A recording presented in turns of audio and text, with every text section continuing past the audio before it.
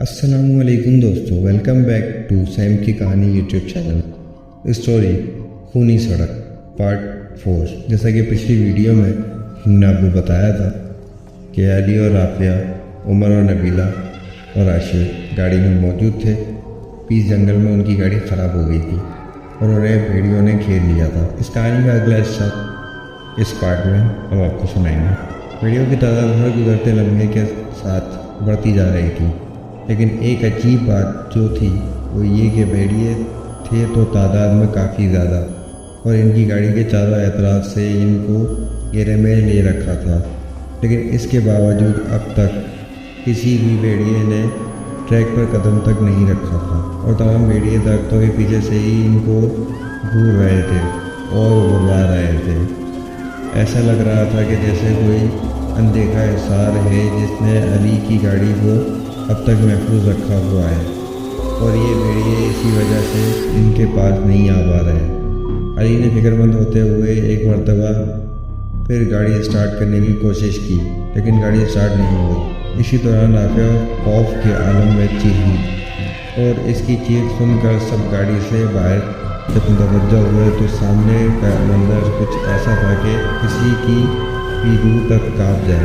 انہوں نے دیکھا کہ وہ بھیڑیے جو اب تک ٹریک پر قدم بھی نہیں رکھ رہے تھے، اب وہ ان کی گاڑی سے چند میٹر کے فاصلے پر گاڑی کو اپنے گھیرے میں لے چکے ہیں اور ان لوگوں کو گھور رہے ہیں۔ اور خون خشک کرنے والی بات یہ تھی کہ ان بھیڑیوں کی جسامت گھوڑے جتنی بڑی اور ان کے نوکیلے دانت ان کے منہ سے باہر نکلے ہوئے تھے، اور ان کی آنکھیں سرخ رنگ کی تھیں، جیسے آنکھوں میں صرف خون ہی خون ہو، اور یہ سب ان کی گاڑی کو گھورتے ہوئے غرا رہے تھے۔ ایسا لگ رہا تھا کہ کوئی ڈراؤنی فلم کا منظر چل رہا ہو، لیکن بدقسمتی سے علی نہ تو کوئی ڈراؤنی فلم دیکھ رہا تھا اور نہ ہی کوئی خواب۔ جو بھی دیکھ رہا تھا کھلی آنکھوں سے دیکھ رہا تھا۔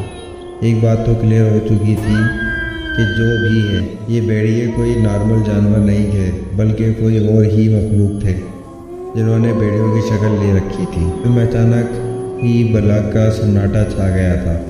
بھیڑیوں کے گھرانے کی آوازیں بھی مکمل طور پر بند ہو گئی تھیں، اور پھر ان لوگوں نے دیکھا کہ ایک سایہ جو آہستہ آہستہ ان کی جانب بڑھ رہا تھا وہ بھیڑیا تو نہیں تھا، کیونکہ انسانوں کی طرح وہ ٹانگوں پر چلتا ہوا آ رہا تھا۔ جیسے جیسے وہ سایہ ان کے قریب آ رہا تھا اس کا قد لمبا ہوتا جا رہا تھا اور جسامت بڑھتی جا رہی تھی، اور بالآخر وہ سایہ ان کے بالکل سامنے آ کر کھڑا ہو گیا۔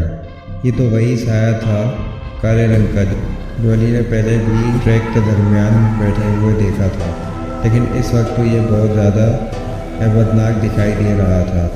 اس سایہ کا قد اتنا لمبا تھا کہ اگر ہاتھی بھی اس کے ساتھ کھڑا ہو تو وہ اس کے سامنے بھیڑ کی جسامت کا لگے۔ اس مخلوق کا جسم سیاہ کالے رنگ کے بالوں سے ڈھکا ہوا تھا، اور اس کا سر بھیڑیے کے سر سے مشابہت رکھتا تھا۔ اس کے نوکیلے دانتوں سے خون ٹپک رہا تھا، اور آنکھیں ایسی سرخ جیسے آنکھوں میں آگ کے انگارے جل رہے ہوں۔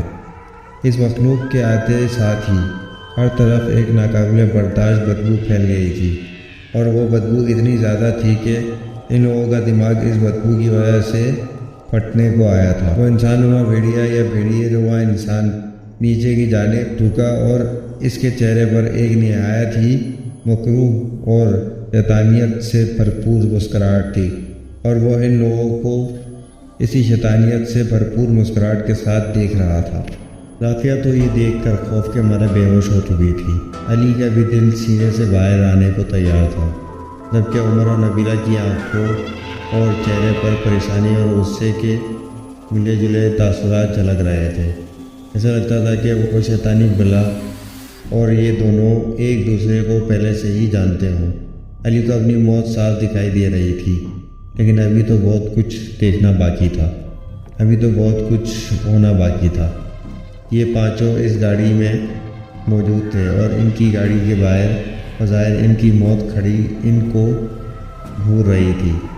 آگے کیا ہوگا یہ تو آنے والے وقت کو ہی معلوم تھا۔ علی کو اپنی موت صاف دکھائی دے رہی تھی، لیکن ابھی تو بہت کچھ دیکھنا باقی تھا، ابھی تو بہت کچھ ہونا باقی تھا۔ یہ پانچوں اس گاڑی میں موجود تھے اور ان کی گاڑی کے باہر بظاہر ان کی موت کھڑی ان کو گھور رہی تھی۔ اچانک اس بلا نے علی سے مخاطب ہوتے ہوئے کہا کہ تم کیا سمجھتے تھے یہاں سے بچ کر نکل جاؤ گے، اور پھر ایک مخصوص شیطانیت سے بھرپور کہکا بلند کیا۔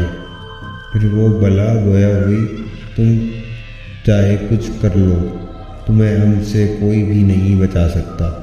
جب وہ بلا بول رہی تھی تو اس کی آواز کافی عجیب سی تھی، جیسے بہت سے مرد اور عورت ایک ساتھ بول رہے ہوں۔ علی کافی ڈر گیا تھا۔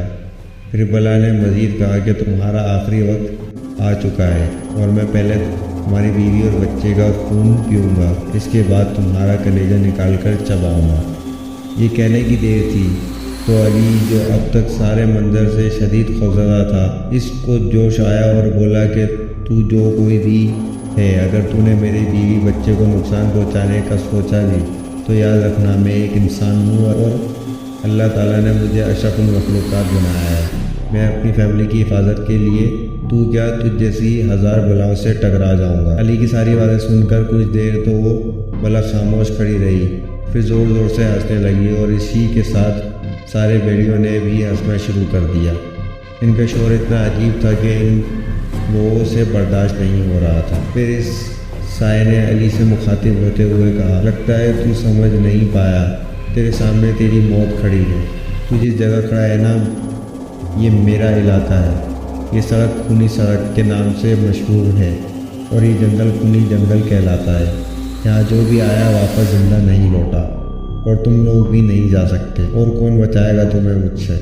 کس کی اتنی ہمت ہے، کس میں اتنی طاقت ہے کہ مجھ مہاکال سے ٹکرا سکے؟ ابھی علی کچھ بولتا کہ اب تک خاموشی سے سارا کچھ دیکھنے اور سننے والا عمر بولا، ہم ٹکرائیں گے تم سے، اور ہمیں اللہ تعالیٰ نے اس لیے ہی بھیجا تھا کہ ہم علی اور اس کی فیملی کی حفاظت جیسی بلاؤں سے کر سکیں۔ اس کے بعد عمر نے علی کی جانب دیکھا اور بولا، دیکھو چاہے کچھ ہو جائے، تم لوگوں نے گاڑی سے باہر قدم نہیں رکھنا۔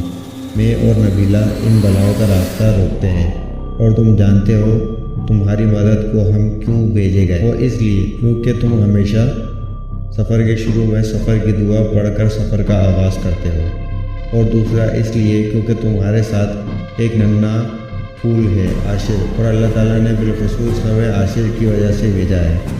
ہم انسان نہیں ہیں، ہم بھی اللہ تعالیٰ کی ایک مخلوق ہیں۔ ہم مسلمان جنات ہیں اور ہمیں شیطانی جنات نے گھیرے میں لے رکھا ہے، مگر انشاءاللہ تعالیٰ برائی جتنی بھی طاقتور ہو، جیت اچھائی کی ہوتی ہے۔ یہ کہہ کر عمر اور نبیلہ گاڑی سے نیچے اتر گئے اور گاڑی کے آگے آ کر کھڑے ہو گئے۔